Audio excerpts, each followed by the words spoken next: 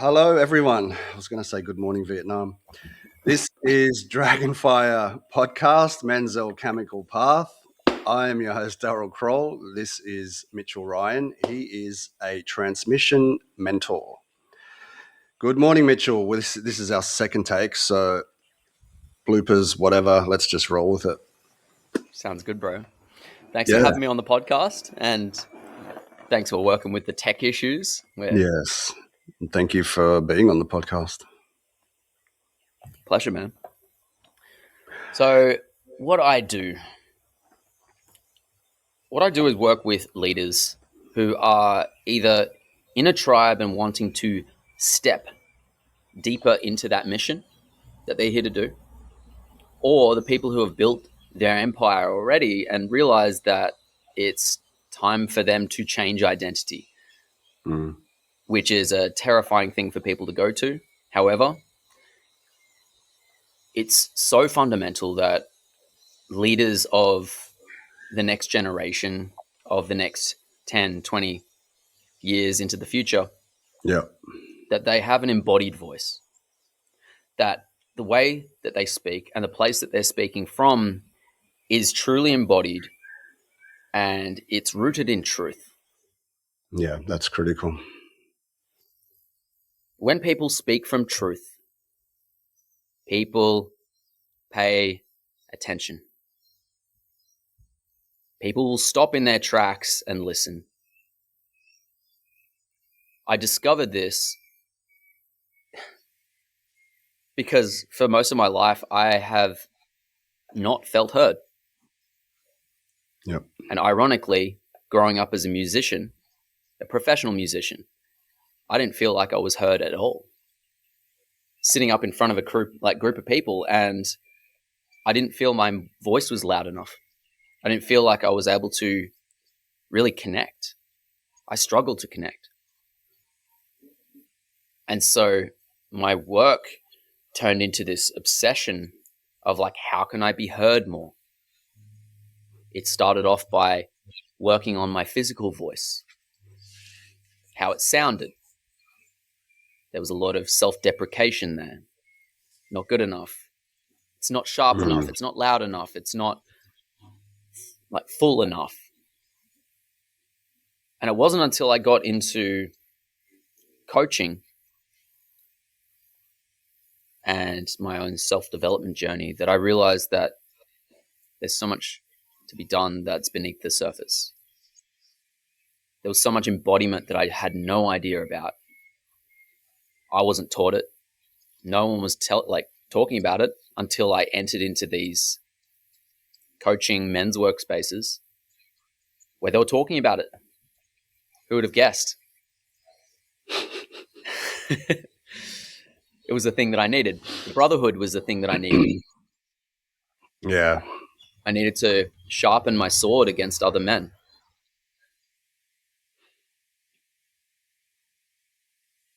And that pretty much kickstarted my journey into going, okay, the voice is more than this. My voice is more than the sounds that I make. My voice goes deeper than this. Why does no one listen to me? When I changed everything internally, people started to listen. Do you want to tell us a bit about the changes you made? Love to. So this happened at the very end of a 3-day men's retreat with Jacob O'Neill, to give him a plug. Gathering of Men, epic retreat for men getting into men's work. It's top notch. I was a facilitator for that event. And what happened at the end, I sat in one of the breathworks. It came to my awareness that the relationship that I was in, or situationship, that had been going on for 2 years had to end. And in truth, I hadn't felt connected to my heart for that entire relationship. That could be a problem. It would be a problem, yes. And I kept bypassing it. I was chronic nice guy. So I would say Yeah. anything to keep my own personal image clean. That meant not letting anyone down. That meant not saying anything that would rock the boat or speaking my truth. And it just got so bad that this was a pivotal moment. So I So went home. all to your own detriment. Yes. And ironically, the path to my growth. I arrived home and this was the first time that I ever broke up with a partner. I'd always been the one on the receiving end Yeah. because at that point I was up against my own truth. I didn't want to continue it on any further. So I spoke my truth. That started me on a whole journey of embodiment work. For that next year, my attention, my training for my own attention was to sit in my heart. I don't know what led me to it. I just knew I had to sit there because I couldn't rationally work my way through the breakup. So I would bring my attention down and sit it in my heart, and I would just observe what was there, regardless of what was there, whether it was closed and it was deep pain and grief, I felt it. If it felt like nothing, I'd feel that. If it felt expansive and open, I'd feel that. And I just keep directing my attention throughout the day. Each day, if I was diverting away from something else, I'd come back to it. And after about a year, I realized how separated I'd been from my heart and how separated everyone else is from their heart. Yeah. I noticed that A lot of everyone was people in are. their head. When I'd talk to people and I'd tell them what I'd been doing, not just sitting in this space, I'd listen from this space. I would speak from this space. And it was shocking to realize that no one knew what this meant. It was a surprise to people. And in fact, when I invited them to try it,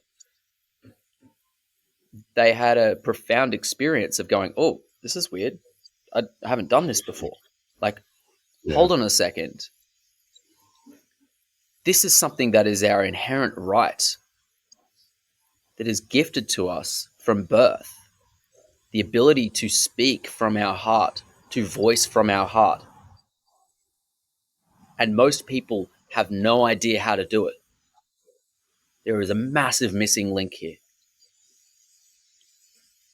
Yeah, it's definitely the society we live in where we're taught to think our way out of situations or rationalize with mental capacity not to feel, especially as men, things that would be handed down from generations. And of course there were soldiers and etc., trauma and all that sort of thing, generational trauma.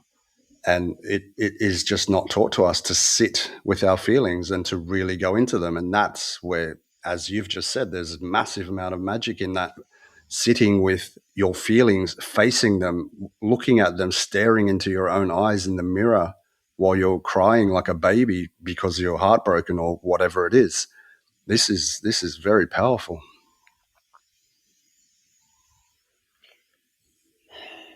Yeah. It's the capacity to sit with the feelings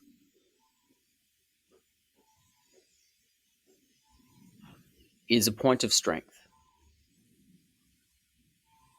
Now, I realize that in the spiritual space, in the world, a lot of men have been feminized. And the fear that I see come up is that as men, we are active beings. We like to get stuff done. We like to move forward. And one of the common fears is that if I feel the thing that's going on, if I connect to my heart, that's going to slow me down. When in actual fact, it's the opposite. That's the discovery they make afterwards.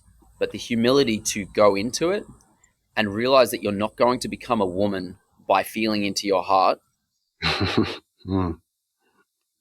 and the deeper gifts that are beneath that. Men often see women and see them being emotional. Feeling what's in your body is not about emotions. Emotions are simply a byproduct. The ability to feel is actually tying down to a deeper ability, which is the ability to sense Mm. and to receive a clean signal from your surroundings. Because if you're up here, you're not reading your surroundings correctly. I don't care how much you rationalize it. Because the brain is meant to be empty. Mm. It's meant to be empty in a natural, harmonious state. It's meant to be empty so that we can strategize cleanly. We can think deeply about things, not in circles. Deep thought goes it weaves and it moves, and it's very like, it's adventurous, it's curious. And yet what's going on in most people's minds, and I'll speak for men in this case because I can't speak for women, the men have this circling thought going on, and it's looping. The key factor here is that looping thought is what I discovered. It has a direct correlation in the body. That thought lives in your body somewhere. And Yep. if you were to sit with that feeling, that thought doesn't have any control over you. But we try to silence the mind. We think it's a bad thing. No, your brain is giving a clean signal. Your brain is an indication. It's giving you information. And it's saying, I'm in a loop. Okay, cool. Let's feel the thing. Let's drop into the body. Let's feel it. Let's give that thing a voice. Let's work out why it's there.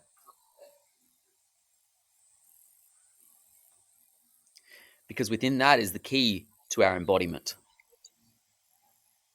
Yep. Another ice It bath really. is not going to work on that. Doing ice baths and doing this stuff is great, but it's not going to actually take care of the stuff that needs to be taken care of within the body. It requires a retraining of your awareness and attention. Yeah.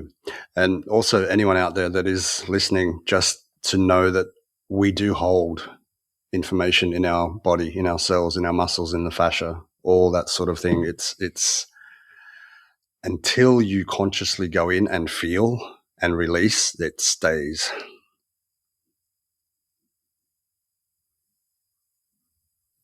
100%. Yeah. And I think that's one thing I shared also on the last podcast with Horse. His name is a guy that came to my most recent men's event. Is a teacher for, I guess, like troubled children, particularly in the Northern Rivers. And some of the stories that he was telling me about, no names, anything like that, but the amount of trauma that children are dealing with these days, and this is coming from their parents or step parents or whatever, because their parents are damaged and didn't do the work. They think they're okay. I'm good. No, that's just the way I am. It's not the way you are. You don't swear at children. You don't throw things at children. You don't take them breaking into houses to fucking steal shit to buy drugs. That's not how you live. That's a problem. It needs to be dealt with.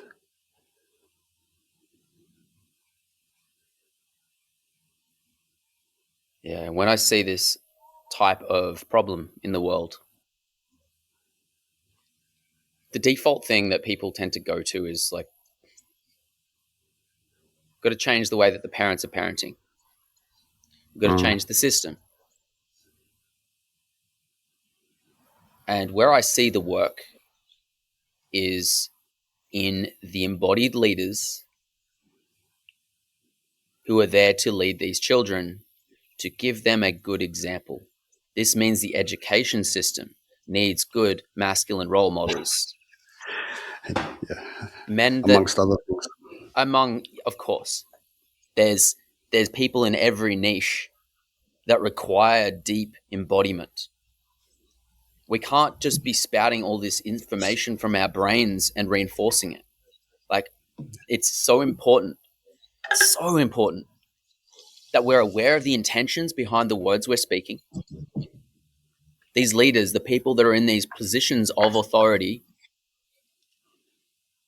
that they are grounded within their truth, and that what they're doing, if they're teaching, whatever they're doing, that it's what they're here to do. If they know it's what they're here to do, if they're born to be a teacher, be a damn good teacher. Yeah. That Throw your means heart and learning soul into it. yourself. That means learning and improving yourself. Not just because you know how to teach mathematics in school, doesn't mean that you're wise. It doesn't mean that you are a good teacher just because you know the answers. That's just the beginning. That's the start of the journey. Knowing the answers, like, that's the point that people get stuck. They know everything. And I'm sure you've Oh, seen yeah. this, Daryl. As soon as we Mm. think we know everything, Nah. we become an idiot. You know nothing, Jon Snow. Yeah, exactly. And it really is, because that I just remember at school, because I wasn't diagnosed with ADHD. I kind of want to get diagnosed, but I don't feel the need to. I know that I have neurodivergence. I didn't see any need to memorize times tables and things like that. Why? I can work it out in a second. And this was before, when I first started school, calculators weren't used, and then calculators came in, and that was like, well, then why would I have spent hours of my time memorizing times tables when I can just figure it out here? And it's not saying don't memorize your timetables, but it's not necessary. There are more important things in life, especially in school, like for boys, young boys, for example, that are being told to sit down, be quiet, is when they want to run and climb and jump and do whatever else young boys want to do.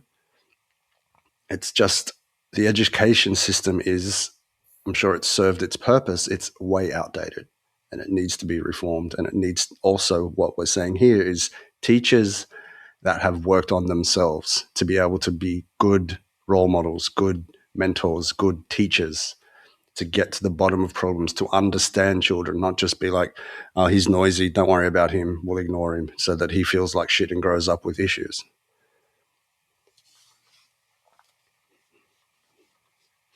That was my rant.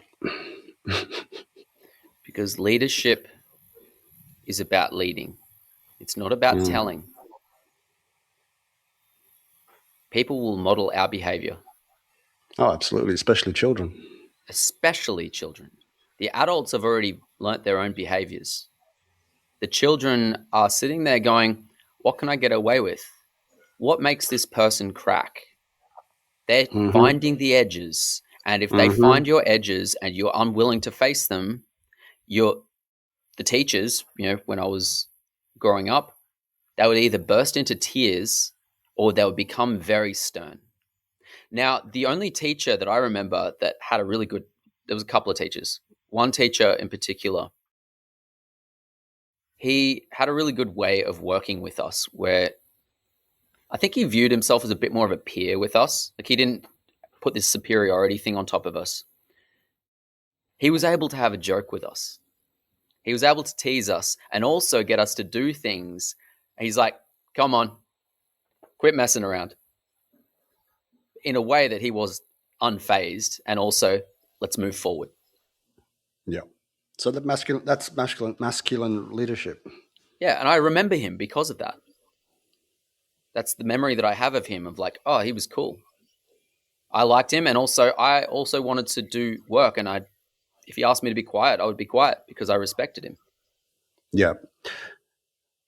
So was he basically a positive masculine role model for you? Yeah. Yep. And how Yeah, I did had a that few impact your teachers like life? that. Pardon? Yep. How did that impact your life?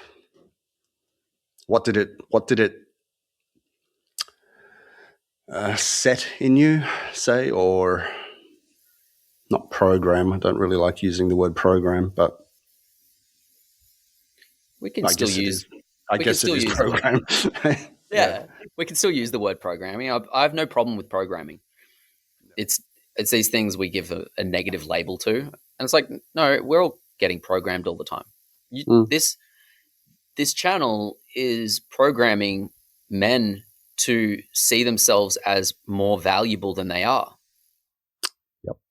And it starts with the programming. It starts with going, you have more to give. So to answer your question, I don't know if he played a massive role for me in my masculine leadership. My masculine development.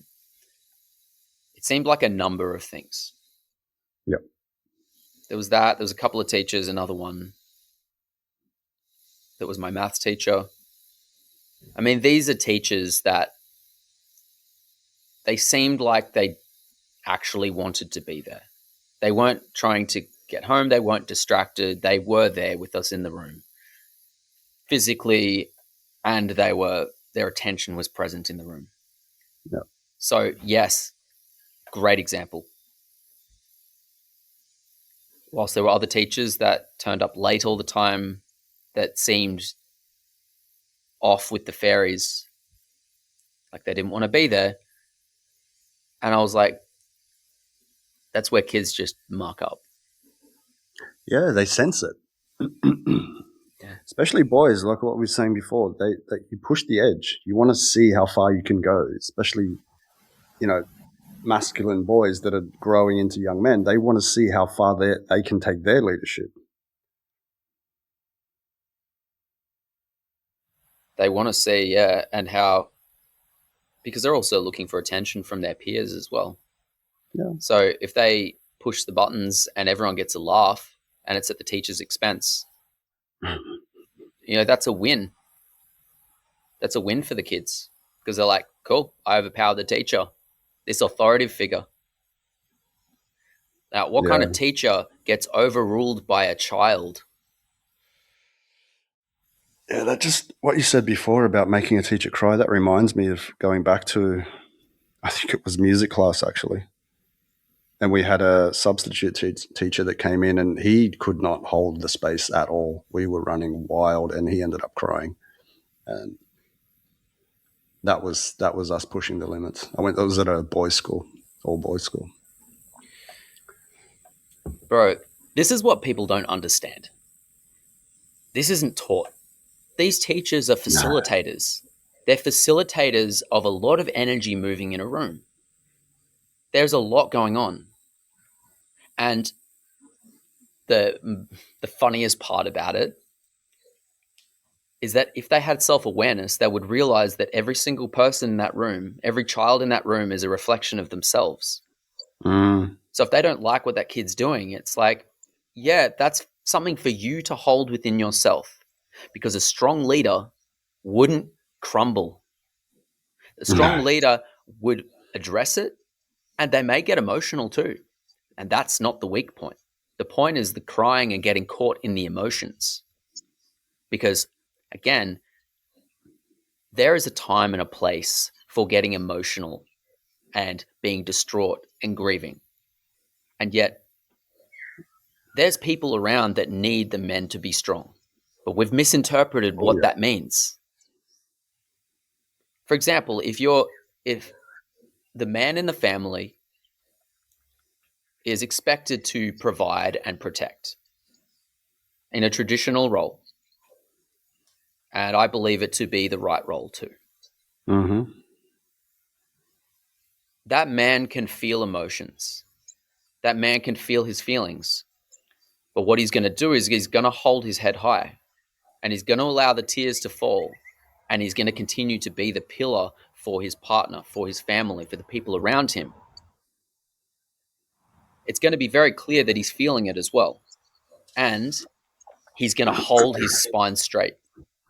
Yeah.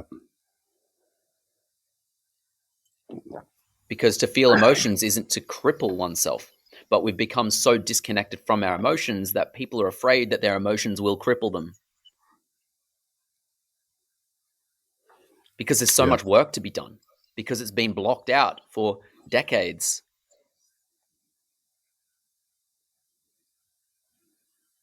And this is why people can't speak from a place of truth, from a place of embodiment within their entire being.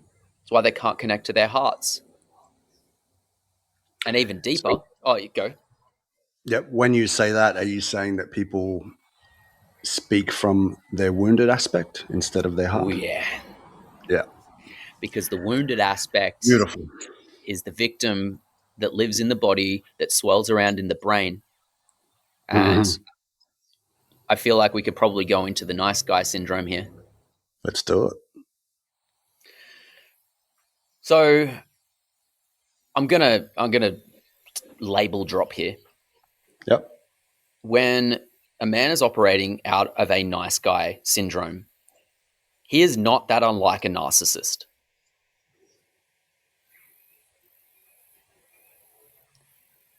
I speak that because when I was in that state, I was concerned with everything that a narcissist is concerned with. I didn't want to offend people. I'm so I'm so desperately trying to uphold my public image. I need everyone to see me and like me. And I would speak softly to women because I needed them to feel safe around me. But I had Mm. no safety in my body. I didn't feel safe. I needed them to approve of me so that I could feel validated and so that I'm like, I'm a good guy. And then people speak about me positively. Now, I'm not saying the nice guy is a narcissist, but maybe if we connect a few dots, it probably is. It's not that far. Maybe Because an that, element of narcissism. sure, I'm mindful of labels. The weight is there for a reason, though. So, Daryl, like, what's your view on narcissism? Have you done a bit of work around it or looked into it? Oh, I had a stepfather who was a narcissist. So, yes, a lot of work around it. Um, Also, at one point, thinking that I was, probably because of that, there was a bit of concern of me being overly nice at times, but I wasn't. I was just wounded, and something that I've spoken in depth with my wife about. And she's like, "You're not at all a narcissist." The whole behavioral things, doing things for certain reasons, however, but yeah, that none of the, I guess, psychopathic elements of narcissism were there. So, yeah. So, yeah, we could say that it's, yeah, like you said, narcissistic tendencies. There's on a bit Mm, of a scale. A narcissist would never admit that they were a narcissist. So, absolutely. at least the nice guy can probably, at some point in their life, admit that they're a nice guy. It might take them a while to admit it. However, what happens when people admit that they're a nice guy and they say, "Oh, I'm just too nice." The resentment builds up. Oh, yeah. The resentment's built up. The thing is, the identity that they've built around being nice,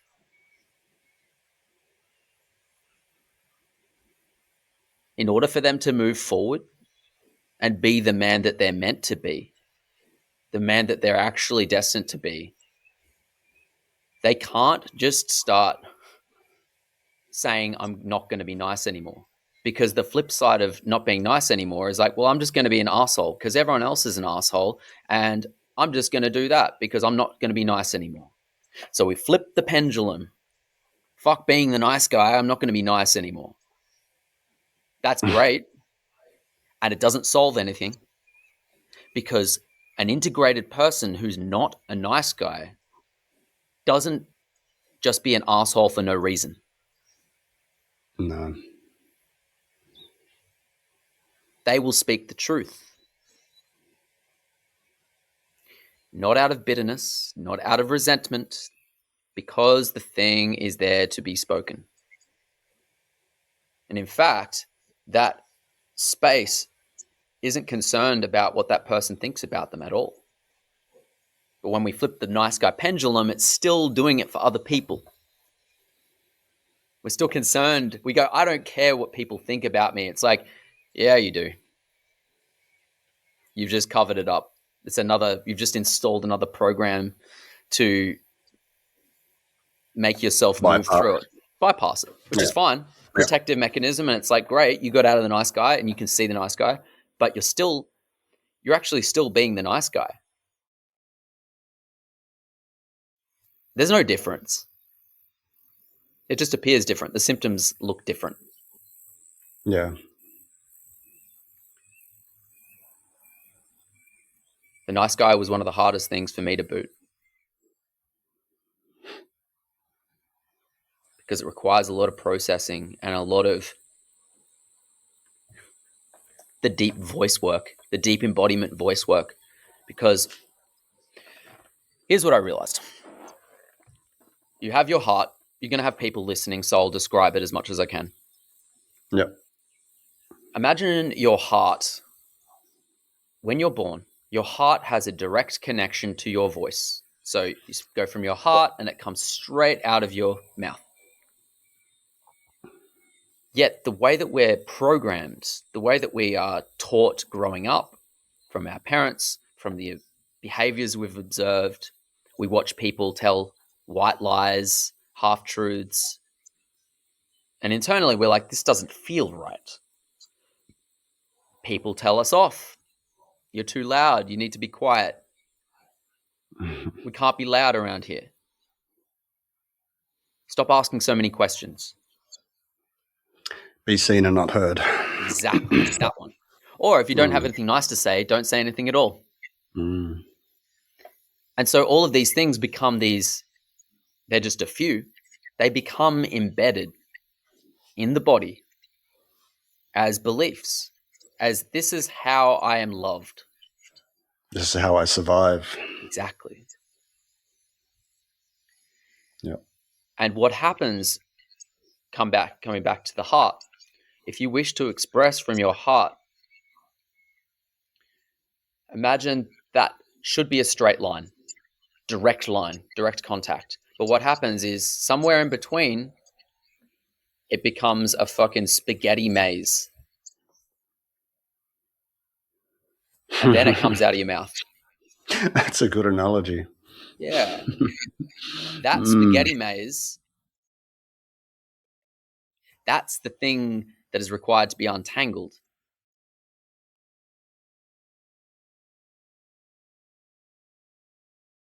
Yeah. And you can't do this mentally. You can't just say, I'm going to speak from my heart. It doesn't work this way. Because the pathway that you've been speaking for so long, this pathway from your heart to your voice, like to your physical voice, to your voice cords, has been so distorted and so diverted in many different directions that what you actually express might only be 1 or 2% of what you're actually wanting to express. Some may be more, some may be less. In some cases, we live our lives up in our heads. That's where the spaghetti is. Yeah, and it's also the neural pathways that are used, because you might not be using the right parts of your brain. When you said we say 1 or 2%, I remember as a child being in a tense situation because I was traumatized and I was very often in survival mode. So brain, prefrontal cortex would be offline for the best part in my amygdala or hypothalamus, ready for war.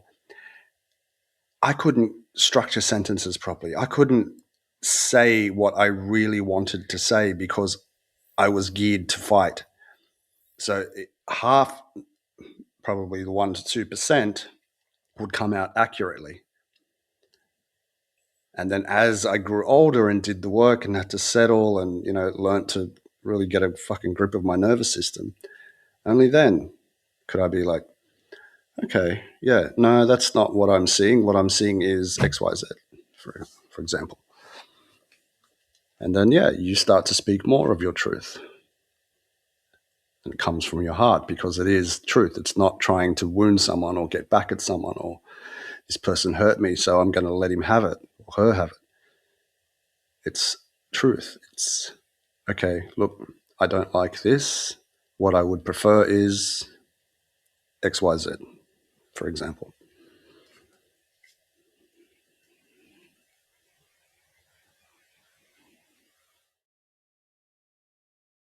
When I say 1 to 2%, I do that for dramatic effect. I don't actually have a figure, just to be clear. But it's an analogy, and it's an understandable one. Yeah. And so once the heart is able to be expressed, the next challenge that arises is, well, again, it doesn't cure the nice guy, because what we then have is effeminate men walking around saying, I'm heart-centered. I lead from my heart. I love everyone. But now that's their new identity. The identity is that I express from my heart all the time. Yeah, that's really repulsive to women as well. And men. All of everyone. Yeah. It's like, shut up, cool, man. Dude. Cool, man. Yeah. All right. Because, again, what people tend to do is as we shift one thing and we perceive it to be virtuous. Yeah. Well, so we perceive this thing to be virtuous. I can hear my voice coming back through your mic, by the way. So I don't know if that's going to come through in the podcast.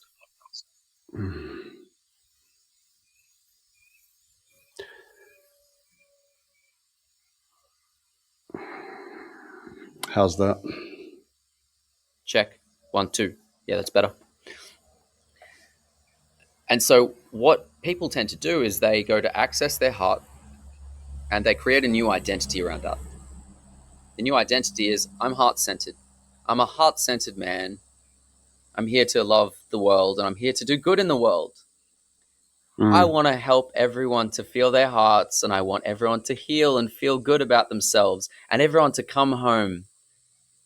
And yeah, it's great. It's great for a fucking wish-washy fucking goal for the world. I want the world to be a better place. It's like, it's great. It's founded in good stuff, but there's no fucking guts to it. There's no fire in it. There's no conviction in it. And so, yes, it's great. I was just going to say you'll get eaten in the real world. Exactly. Because a man has to be in his heart. I totally agree, but he has to also have his balls to back him up. Yeah. This comes into the other layers of the voice, because I don't just work with the sound of the voice. I don't work with just the heart. That's the first step, because if we go to bring passion and fire to the world without our heart there, imagine your heart as a filtration. If your heart's not there, what comes out is just burning hot magma. Because we got that fire there. You imagine an army sergeant, drill sergeant type character that is just drilling everyone, but there's no heart there. It's just fucking mean. Like, you're just an asshole. It's like, fine. Because if you're going to spit fire at me, do me the solid of at least keeping your heart open when you do it. When you do that, I will feel it. And it's going to cut through the bullshit, because that's where the truth is. But people deliver heart without the fire, or they deliver fire without the heart. We got a fucking problem here, bro.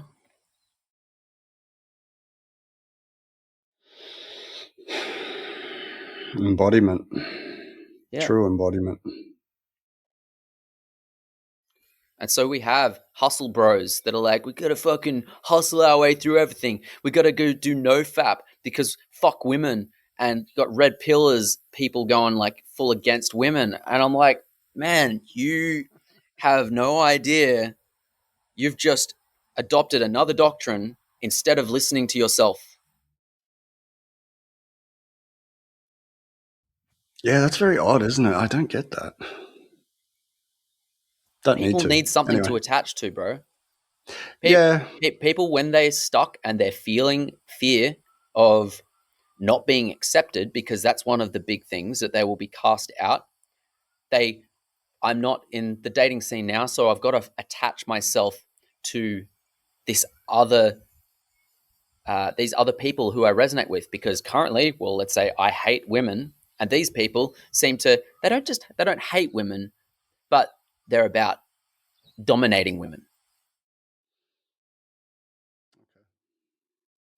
There's a different frame there, and some comes out of the hatred of women, of wanting to control them, and it's there's various elements of that.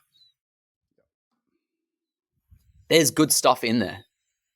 There is valid stuff that they talk about. There's valid stuff in every dogma and every religion and all of these. But again, they're scaffoldings. They're scaffoldings that we can attach ourselves to. The problem is when we become it.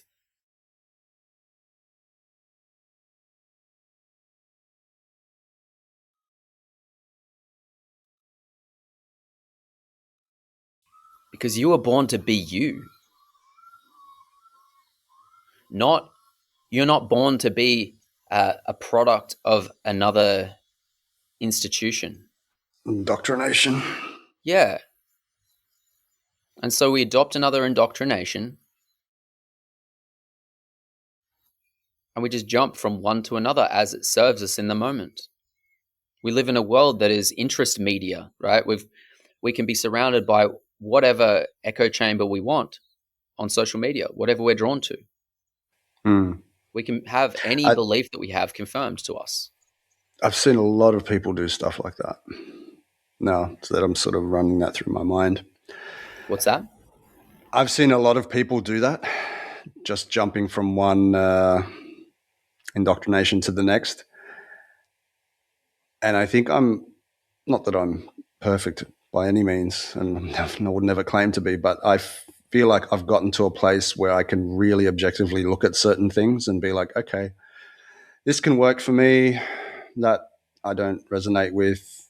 I'm not going to become some sort of cult follower or whatever it is just because that looks like it works or it does work, etc.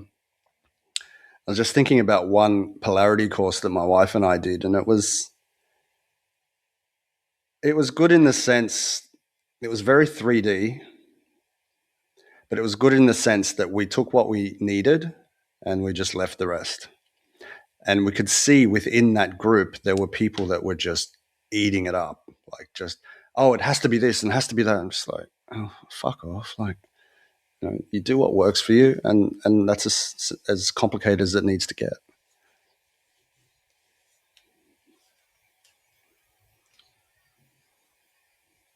Discernment. Yeah, absolutely. Absolutely. Discernment is a big one. I think many people struggle with that.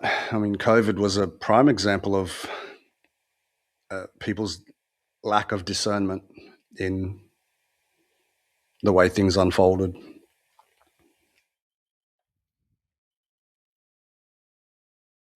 The lack of discernment is a bigger problem in this world than anything we can put blame on. It is of clear discernment. It is, I would argue, is more problematic than pornography. It's more than social media. It's more than traumatized parents raising their children. The reason I say this problem is because this is a problem that can be worked on. Mm-hmm. I'm not here to talk about problems that can't be solved. Now, raising children to see that they actually have access to true discernment in their body and they can decide what is right for them, and to teach them the minimum effective dose of something. Yeah. Because if we know what the minimum effective dose is and we can gauge that within our bodies, nothing can actually control us. Well, that's it, isn't it? It's really using your body as your discernment meter. What feels off, what doesn't feel right. As you said, the effective dose. And this is Yeah. all something that when you are in your body, when you're in your heart, this is all online, and depending on your capabilities and your attunement, your body can be quite a sensitive instrument. It always will be, and it's always been. Mm. Now, this has become a very charged topic, actually, that I see in the world. I brought up pornography. Now, I see a lot of people, especially men's coaches, talking about the dangers of pornography and how it's affected young minds, and it's been a negative force, let's say, that is robbing men of their willpower, their energy. And yes, this is true. What people aren't looking at is what the people are actually looking for in the porn. This is more important than whether the porn is good or bad. I'm not going to be the dictator on that. What is it that young men are looking for when they watch porn? To blow their load. Nope. That's the surface problem. What are they looking for? I don't know. What happens when someone puts on a porno film? They go into a fantasy world. The desires, depending on what sort of porn it is, they imagine that they're actually with this woman. There's an energetic connection. There's an energetic drain and siphon. Yeah, I don't Okay, know. these are true, and let's go deeper. What does it activate in a man? I don't know, man. I stopped watching porn a long time ago. I overcame that, and I haven't really looked into it. So, What's the thing that's been robbed from our masculinity?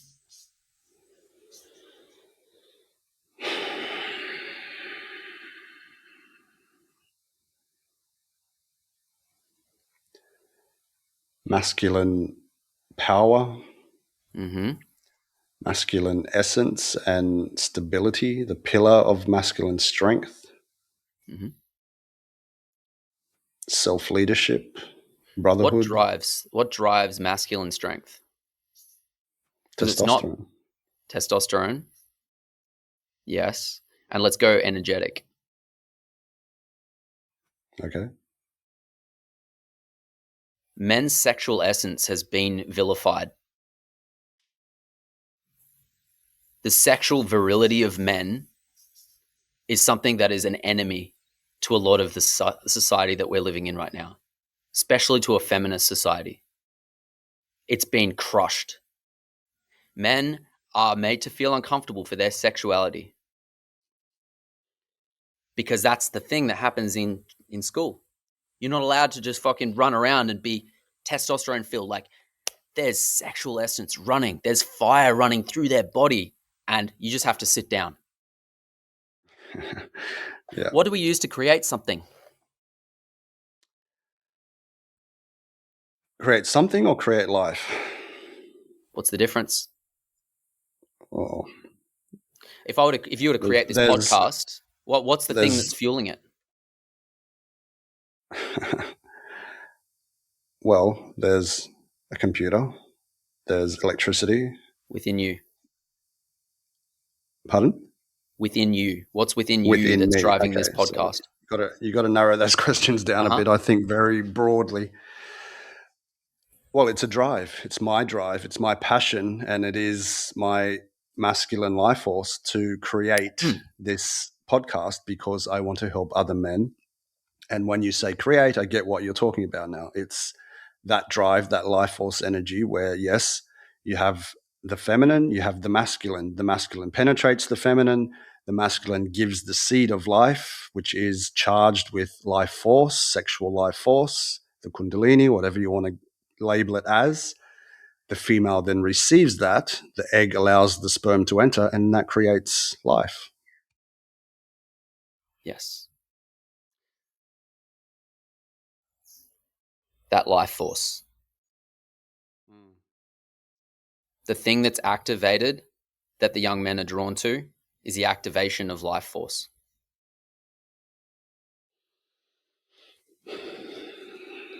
And would you say that is definitely inherent in all males? If it activates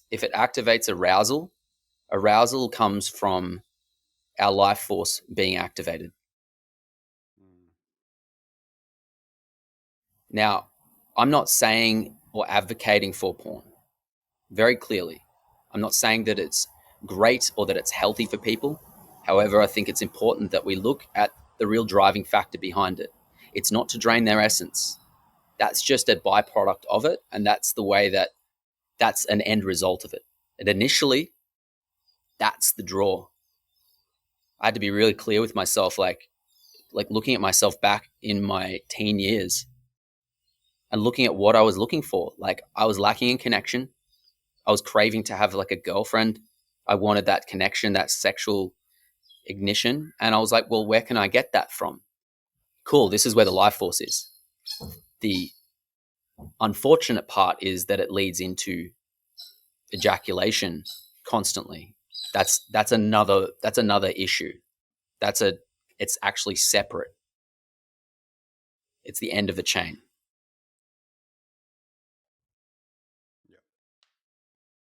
And I feel that if we were taught true discernment from an early age and realized that what porn was actually doing, it was activating the sexual essence. It's like, cool, there's many, many ways to activate that sexual essence. But that's the easiest, most accessible thing.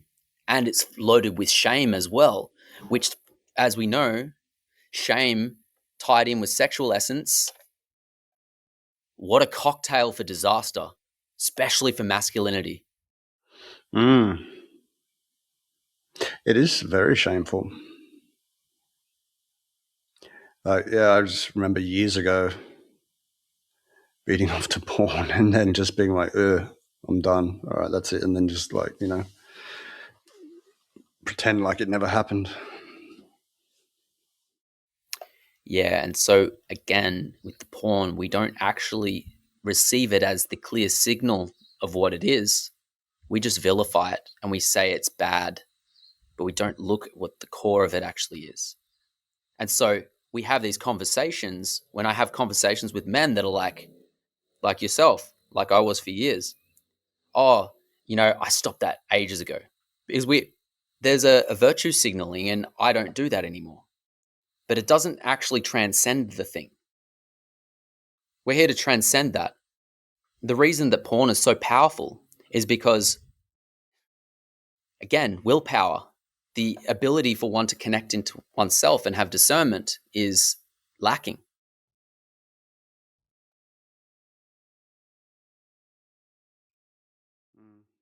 We're in search of meaning, bro. We're in search of our power. And when the masculine role models around in our life, in those fundamental years of our teens, aren't fully present and don't initiate us into our manhood, this is what the result is. We don't learn to harness that energy in a way that is powerful, in a way that can really serve the world. So we have to find it ourselves later on in life. This is where masculine leadership is so fundamental. Like what you're doing is so powerful, bro. It's so needed. Yeah. Just when you said that, when a boy's lacking that masculine leadership, for example, saying, these are the implications of porn, because I believe in, when I teach in a way where I don't try to lecture or say this is bad, don't do it. I offer the advice. This is the outcome if you go down this path. This is the outcome if you go down a different path. You just, obviously, depending on how old the person or child is, and then they decide for themselves. Because I know as a child growing up, if I was told not to do something, then that was the wrong way to teach me, because I would go and do it. So, yeah, really looking at, I guess, what you've just said about porn is, I mean, see, I see it similar and agree with what we just covered. I do see it also as mainly the energy drain of the masculine energy as a collective. That So, that is also driven by the person that's consuming it. yes, Because exactly. we're And that's why, ignoring the potential sovereignty of the person that is choosing to do it. yeah. So that's why I didn't really go that much further, because it was just like, okay, I know it's not good. I know for my own benefit, I choose not to jack off or whatever. It's also, I've been in a relationship for 8 years. So,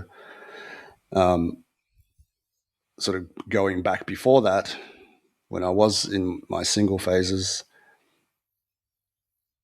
there obviously were times where you'd want to, and then sort of having to do that in, okay, how do I do this? Because I know from porn became issues around arousal, around the pathways that had fired and wired, so to speak, in my pathways and brain from, the head, the heart, the genitals, etc.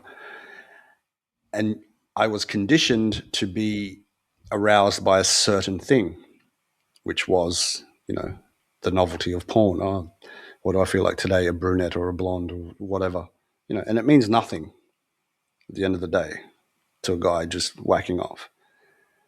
However, there are many more aspects of it that are dangerous.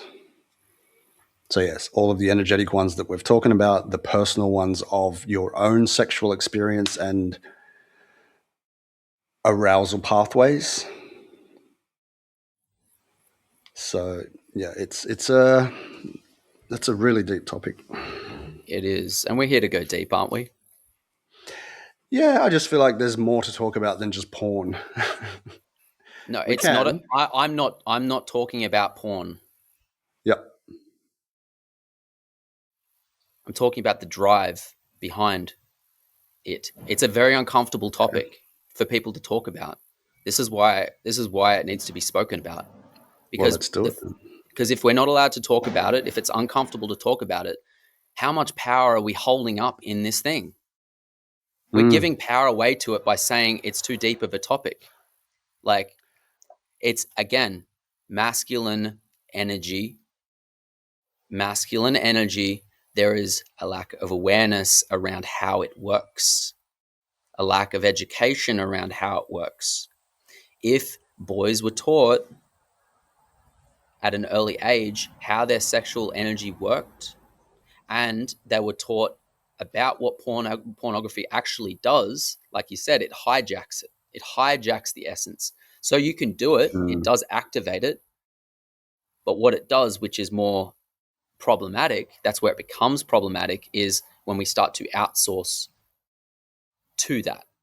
And again, Yep. without that proper education and pathway in the brain and awareness, people just do things unconsciously. They do it to escape. They use it as a crutch. Yeah, they could have addictions, and that Yeah. is their escapism.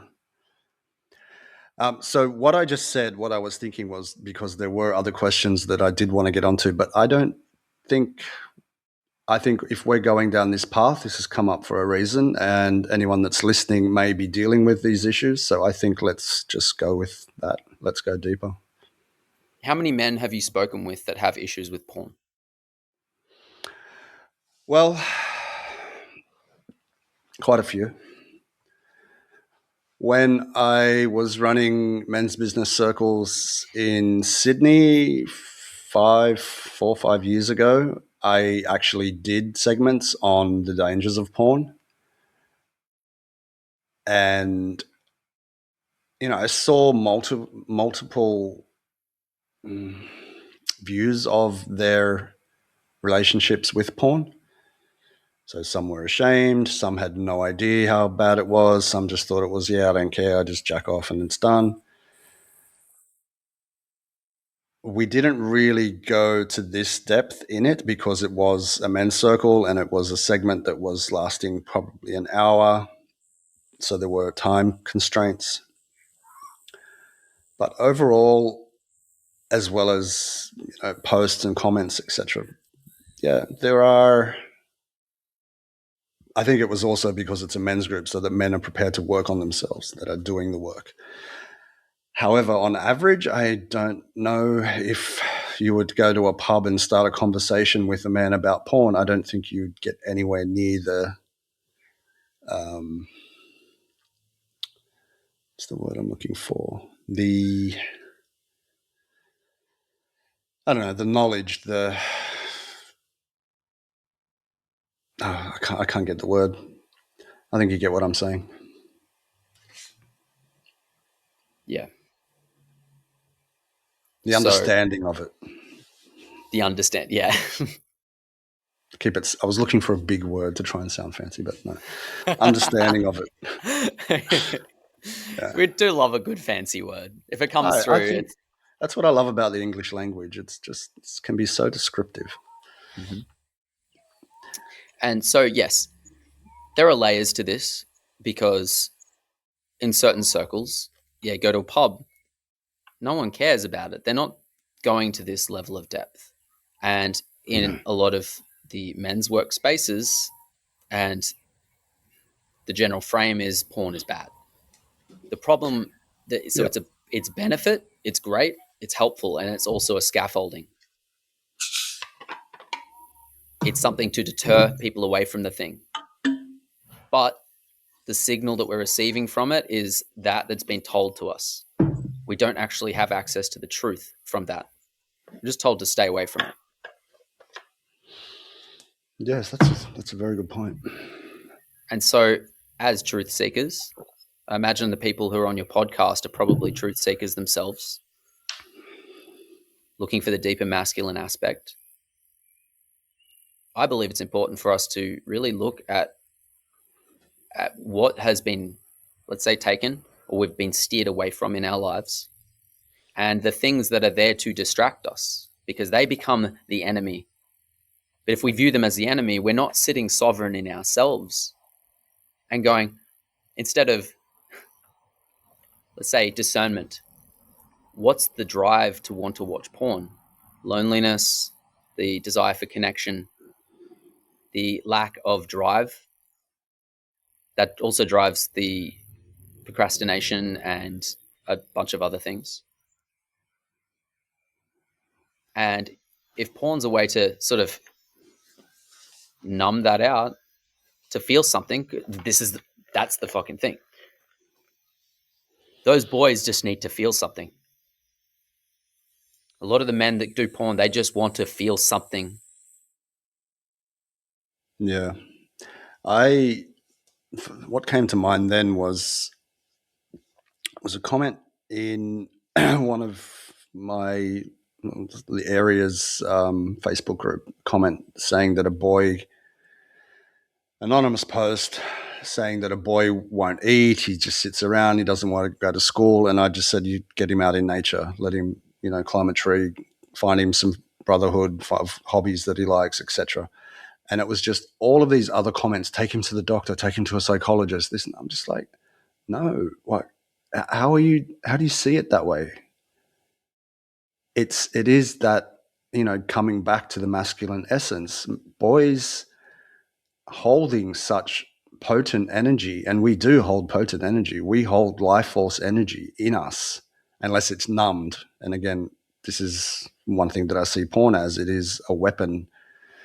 If you want to go into the whole light versus dark or the whatever things you want to talk about on the planet at the moment, that's another topic.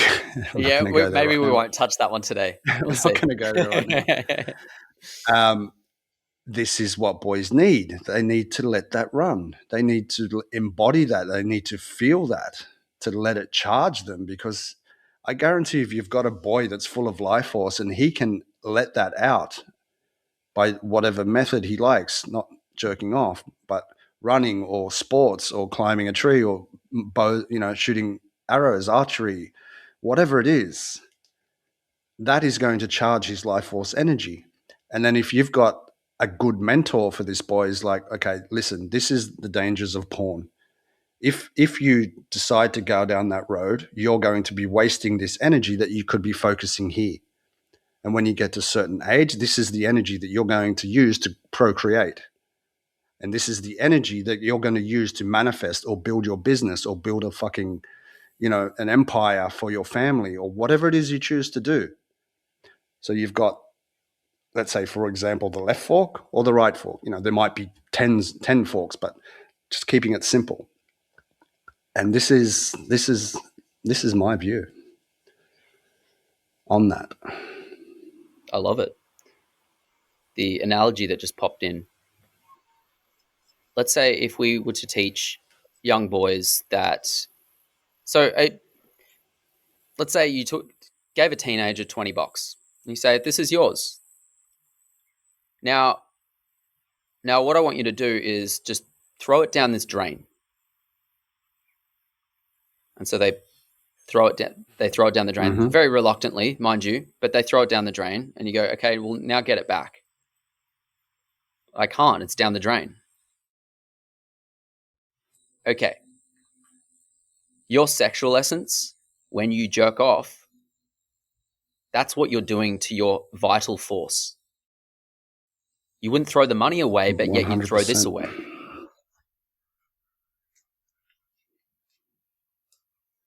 So what are you going to do with that? How are you going to spend? Interesting. How are you going to spend your vital force energy? Where would you like to, what do you want? And it's interesting you say that. Go. Yeah, because money is tied to sexual energy, the energy of money. It's a great analogy for that. That is brilliant. And so spot on. Like, once it's gone down the drain, the water's flowing, it's gone. What are you going to do? Like, chase it down to the next junction or whatever? No, it's just gone.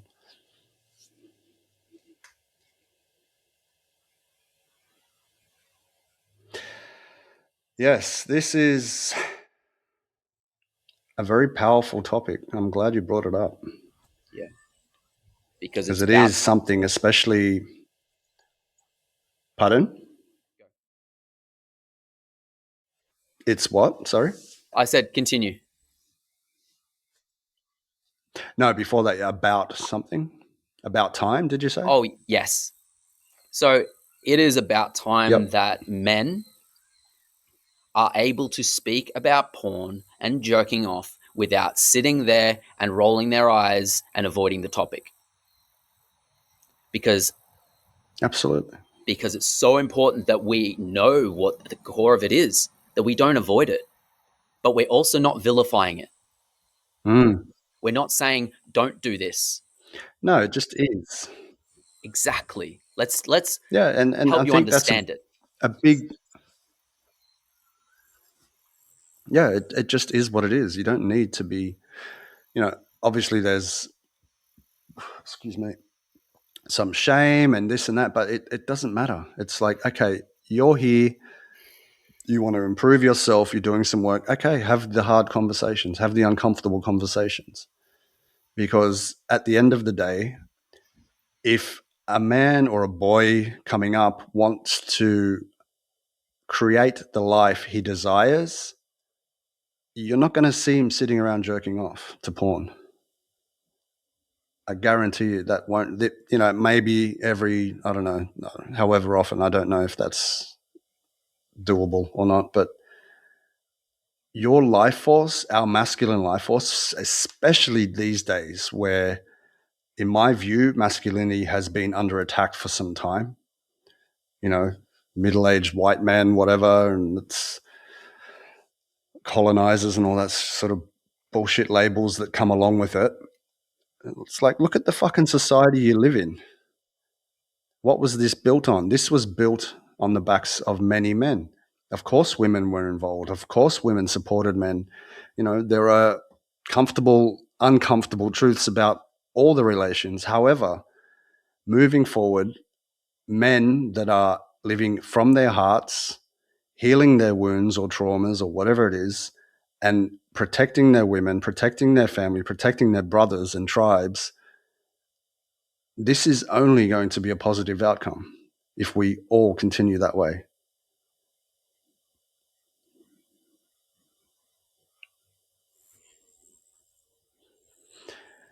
Again, that's my view. Yeah, bro. I agree with you. The reason I bring up the sexual energy is because in order for a man or a woman, it doesn't really matter, for anyone to embody their full voice, it requires them to harness their sexual energy and allow it to be there without shame, allow it to be there with strength. Because what fuels the voice isn't the heart. The heart is the path of connection. That is what allows us to connect with people. So the heart is the connection. And going to uh, if we go into chakral stuff, because it helps us to identify that stuff, the solar plexus is the fire itself. Now, the sexual center and the root, this is the foundation and the fuel that fuels the fire. Now, imagine your body from the base being like a hearth, like a fire hearth. On top of that, you got the wood. That's the sacral. That's the sexual essence. You've got a solid foundation, right? Okay, that's a solid foundation of safety in the body. You have the wood there. It's nicely wrapped up in a nice fire pit, right? It's safely contained. It's strong. It's in the right spot. That's the fuel. That's our sexual energy. Up through the center, our solar plexus, beneath the rib cage, that's where the fire sits. If you were to talk about dragons, that's where the dragons come through. That's that fire dragon. That's the personal power. Personal power is in here. And then imagine that flame going up and heating up the heart. And the heart takes it and just says, I'm going to make beautiful flames out of this fire. And I'm going to purify what's around. I'm not going to hurt. I'm going to cut through illusion. Because that's what fire of truth does. When we speak from truth with that full fire behind it, it slices through like a sharp sword. Oh, yeah. This is what masculine leadership is needing. That is what it is missing. We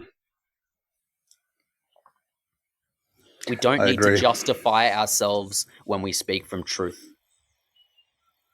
We speak it and it is irrefutable. Because if you speak with your heart open, with that fire behind it, you better have conviction. You better stand behind yourself, because you cannot lie in this state. With that heart open, it is impossible to lie. Because to lie would be to close your heart off. Yeah. It really is.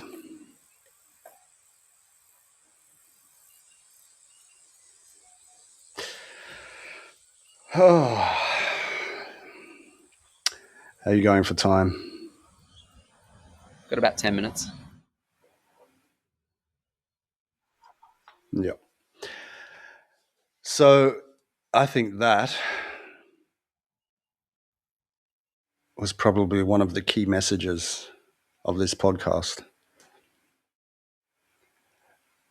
To embody your masculine essence, creating that fire, being, first of all, being in your heart, being heart-centered, and then speaking from your heart is exactly what the world needs today. Powerful, grounded, fire-charged, masculine men speaking their truth. And fuck everything else. Well, not necessarily fuck everything else, but you know what I mean. Yes, we do what needs to be done. We show up as sovereign within ourselves. That's it.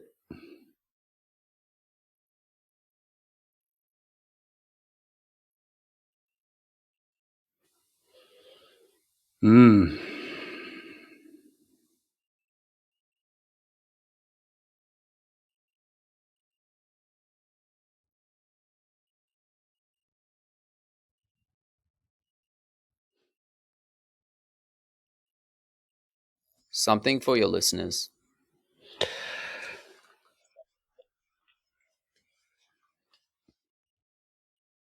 If you wish to start the journey of expressing from your heart, a practice that you can do, if it's at all something that you want, and I'm guessing you are because you are on this podcast,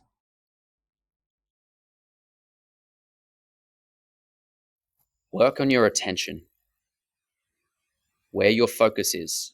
You don't need to specifically meditate. You don't need to sit down for half an hour a day to practice this. You can simply divert your energy and your focus, your inner eye, to just focus on an area of your body. If you focus on your heart as a practice, when people are speaking with you, practice focusing your attention here in your heart and listening to them. You won't hear words. What you'll do is you'll feel their transmission. You'll feel whether they're integral.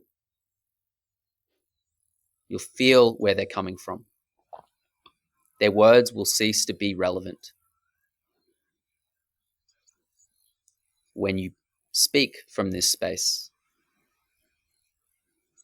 and observe your heart, whether it's open or closed or whether it hurts, it's irrelevant. Just be aware of it and practice speaking from this space. Talk to someone that you know, your loved ones, your partner, your children. Sit in this space and say some words to them.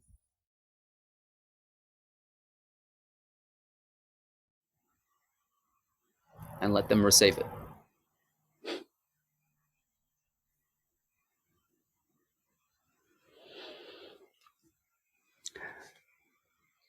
And just letting that sit a bit is also something that I would like to add. There's an institute called the Heart Math Institute, where what they do is research the toroidic field of the human heart and how it is also a transceiver.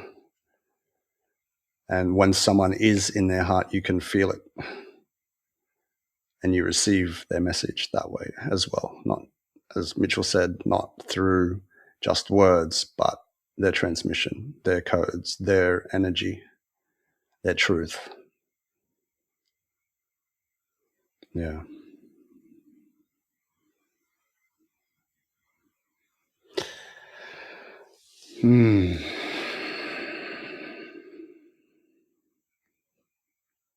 You can view your heart, if you're a driven masculine man, a new way to view your heart, as Daryl has mentioned, it's a transmitter. You can also view this as your force multiplier within your mission. This will allow you to gain global connection. You'll be able to reach further than your immediate community. Because when you tap in with your heart, you're connecting with the heart of hearts. You're connecting with everyone. And if you close your heart,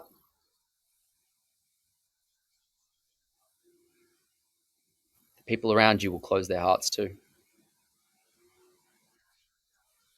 They will mirror you. Mm-hmm. If you go in with an open heart, a truly open heart, you have the courage to stay open. When everything's telling you to close it, you stay open. Because that is what men do.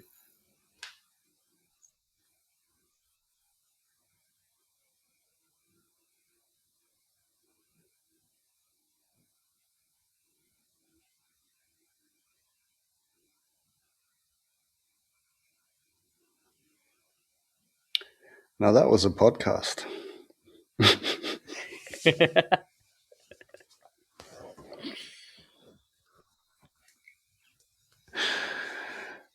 Really, like, yeah, that was some powerful transmissions there.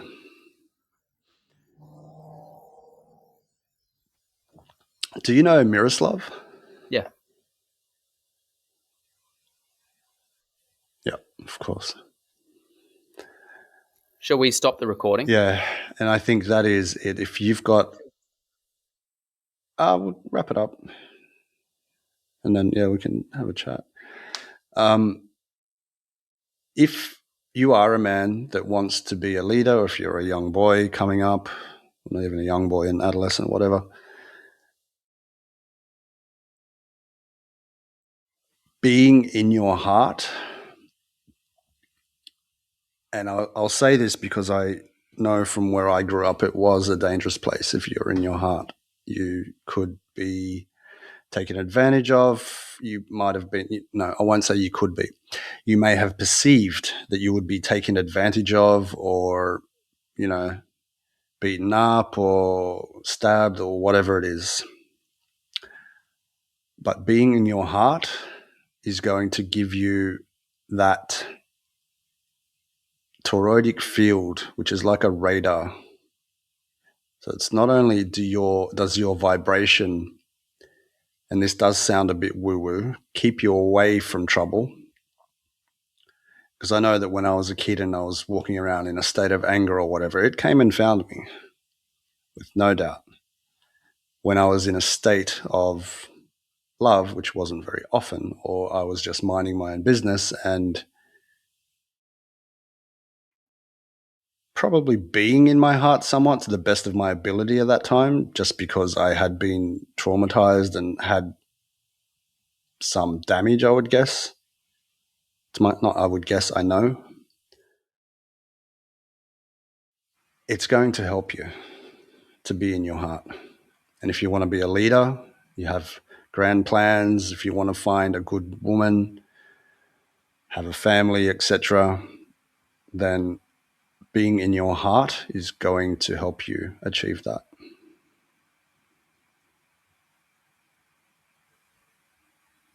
Yeah.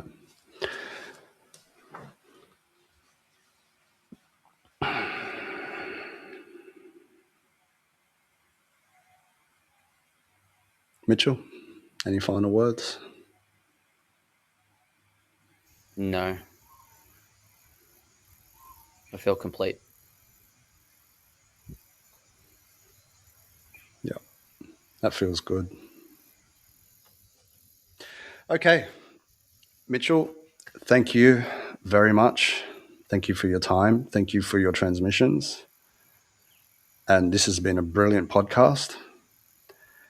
To listeners out there, thank you for your time also. And whatever you did get from this, I hope it helps. And Dragonfire podcast is finished. Thank you.